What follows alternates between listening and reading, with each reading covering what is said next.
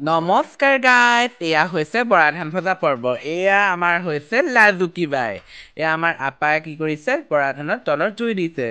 এয়া হৈছে বৰা ধান যিটো তিয়াই থয়, সেইটো কোমল চাউল বনাব। তিয়াই 3 দিন 4 দিন তিয়াই থোৱাৰ পিছত এয়া বৰা ধান ভাজি তাত কোমল চাউল বনাব। এয়া ভাজি আছে বৌহঁতে সকামত নিবৰ বাবে। দেউতাহঁতৰ আকৌ এয়া তামোলৰ আড্ডা, তামোল খাই আছে। লাজুকী বাই আকৌ তামোল কাটিছে। এয়া ল'ৰা ছোৱালীবোৰ আহিছে, সিহঁতি আমাৰ আকৌ এগৰাকী গৰম। এয়া ধান ভাজি আছে তেওঁলোকে, লৰালৰি কৰি দিছোঁ।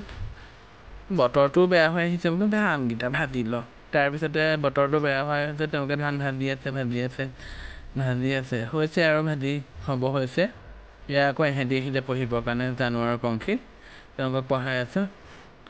এয়া আকৌ আমাৰ কোপৌ বাইদেউ আহিলে। তেনেকুৱাতে এয়া আমাৰ ধান ভজা পৰ্ব মায়ে বনাইছে ৰুটি তেওঁলোকৰ কাৰণে। ৰুটি লৰালৰিকৈ বনাই দিছে। বোলে নাখাওঁ কৈছে, বোলে একো নহয়, কিয় নাখাব, ইমান কাম কৰি আকৌ ৰুটি নাখালে কেনেকৈ হ'ব, হয় নহয় বাৰু আপোনালোকে কওকচোন বাৰু।